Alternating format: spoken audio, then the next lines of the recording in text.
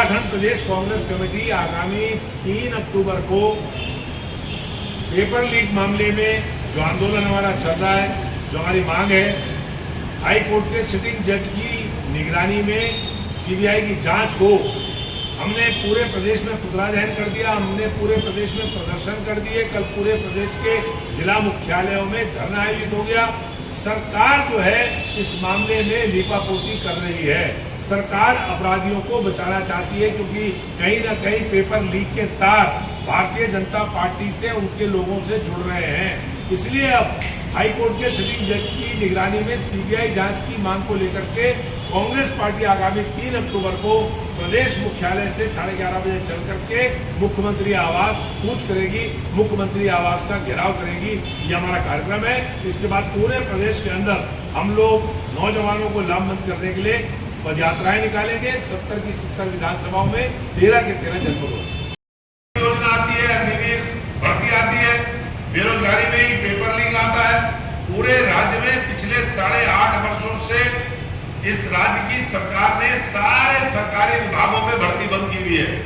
राज्य में तमाम विभाग हैं जहां भर्तियां नहीं हो रही है और 22,500 उपनल कर्मचारियों के बारे में हाई कोर्ट ने फैसला दिया। उसके बाद सुप्रीम कोर्ट सरकार गई, वहां भी सरकार हार गई। उसके बावजूद सरकार हाई कोर्ट और सुप्रीम कोर्ट के आदेशों का पालन नहीं कर रही है। 22,500 उपनल कर्मचारियों के नियमितीकरण की कार्रवाई आज तक शुरू नहीं हुई। बार बार आश्वासन देने के बावजूद मैं स्वयं इस मामले में माननीय मुख्यमंत्री जी से मिला था, उनको मैंने लिखित में मांग पत्र भी दिया था। उनको कोर्ट के आदेशों का मैंने कहा अगर सरकार को संज्ञान नहीं है तो मैं हाई कोर्ट और सुप्रीम कोर्ट के आदेशों का उनको प्रतिलिपि देके आया था।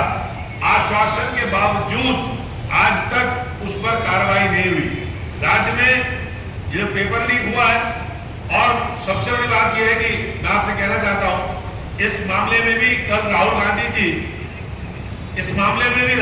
जी कल दिल्ली में बोले हैं और उन्होंने बहुत चिंता जाहिर की है। इसलिए कांग्रेस पार्टी ने पहले दिन से पेपर लीक के मामले में हम लोगों ने अपना स्टैंड क्लियर कर दिया था कि इसकी जांच हाई कोर्ट के सिटिंग जज की निगरानी में सीबीआई से करवाई जाए। उस मामले में पुतला दहन हुआ कांग्रेस के द्वारा पूरे राज्य में। उस मामले में कल पूरे प्रदेश के हर जिला मुख्यालय में प्रदर्शन हुए, धरने हुए। हमने महामहिम राज्यपाल को ज्ञापन दिया, लेकिन अभी तक कोई पॉजिटिव रिस्पांस मिलने की जगह सरकार ने अपनी पूरी ट्रोल आर्मी उतार दी है कांग्रेस पे आरोप लगाने के लिए। ट्रोल आर्मी उतार दी है नौजवानों को बदनाम करने के लिए। नौजवानों के ऊपर आरोप लगाया जा रहा है कि ये कांग्रेस से प्रेरित है, कांग्रेस इनको इंस्टिगेट कर रही है, कांग्रेस इनको भड़का रही है। कांग्रेस ने पहले दिन से कह दिया था कि हम नौजवानों के आंदोलन को राजनीतिक आंदोलन नहीं बनाना चाहते, लेकिन कांग्रेस का एज ए पॉलिटिकल पार्टी, जिम्मेदार पॉलिटिकल पार्टी, अपना स्टैंड बिल्कुल क्लियर है इस प्रदेश के नौजवानों के बारे में।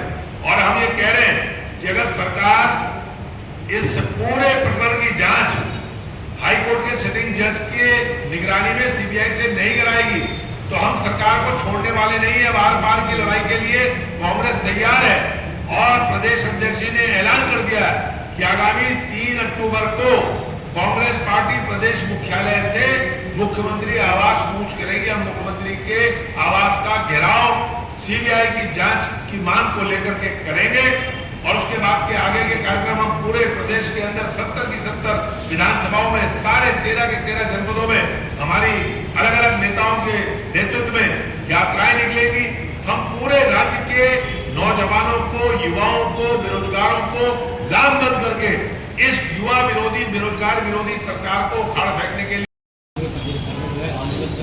बेरोजगारों से भी जोड़ने की बात कर रहे हैं। किस तरीके अग्निपथ योजना के बारे में हमारे पार्टी के सीनियर मोस्ट लीडर्स आदरणीय मल्लिकार्जुन खड़गे साहब, आदरणीय हमारे नेता विपक्ष लोकसभा में राहुल गांधी जी ने जिस समय ये इंट्रोड्यूस की गई थी उसी समय ये कहा था कि ये देश के लिए विनाशकारी है, देश की सेना को कमजोर करने वाला है, देश की सुरक्षा के लिए बहुत बड़ा यह आघात है अग्निपथ योजना। और उन्होंने उसी समय इसका विरोध किया था। तब से लेकर अब तक हमने देखा 2022 में शुरू हुई थी, आज 2025 है। उत्तराखंड में सबसे ज्यादा इसका विपरीत प्रभाव पड़ा है। उत्तराखंड के लिए एक बहुत बड़ा साधन ये यहाँ के नौजवानों के लिए था। उत्तराखंड पूरे देश में ऐसा राज्य है, सैन्य बलों में चाहे आर्मी में हो, एयरफोर्स में हो, नेवी में हो, अर्धसैनिक बलों में हो, सबसे ज्यादा संख्या में नौजवान जो भर्ती होता है वो उत्तराखंड से होता है। और उत्तराखंड का इतिहास रहा है, हर परिवार में यहाँ सैनिक है। लेकिन 2022 से लेकर अब तक राज्य में जब से देश में ये अग्निपथ योजना शुरू हुई, अग्निपथ योजना शुरू होने के बाद सैन्य बलों में जाना हमारे यहाँ के लोगों का बंद हो गया, क्योंकि 4 साल के लिए कोई अग्निवीर भर्ती होना नहीं चाहता। इसका जो दुष्प्रभाव पड़ा है पूरे राज्य के रोजगार पे भी इसका दुष्प्रभाव पड़ा है, यहाँ की अर्थव्यवस्था पे भी इसका दुष्प्रभाव पड़ा है।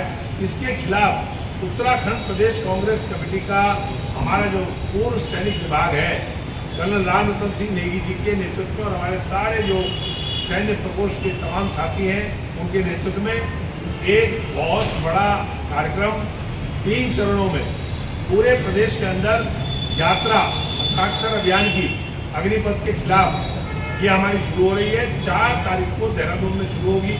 प्रदेश अध्यक्ष करण माला उसको हरी झंडी दिखाएंगे, सारे पार्टी के वरिष्ठ नेता उसमें उपस्थित रहेंगे और 3 चरणों में ये जाने वाली यात्रा पहले चरण में गढ़वाल, दूसरे चरण में कुमाऊं, तीसरे चरण में तराई के इलाकों में जाएगी। सारी जनता से, नौजवानों से, बेरोजगारों से, पूर्व सैनिकों से, उन लोगों को जागरूक कराने के साथ साथ इस पूरी योजना के खिलाफ हस्ताक्षर इकट्ठा किए जाएंगे, जो बाद में कर्नल नेगी अपने राष्ट्रीय नेतृत्व को सौंपेंगे और बाद में वो महामहिम राष्ट्रपति को दिए जाएंगे।